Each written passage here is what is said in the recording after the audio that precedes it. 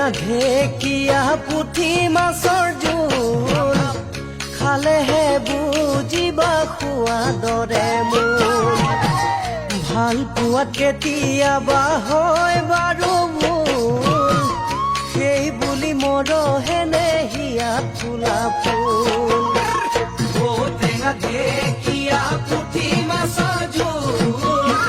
খালেহে বুজিবা সোৱাদৰে মোৰ ভাল পোৱাত কেতিয়াবা হয় বাৰু ভুল সেই বুলি মৰহেনে হিয়াত ফুলা ফুল মাকন বুজিছানে নাই তুমি শুনিছানে নাই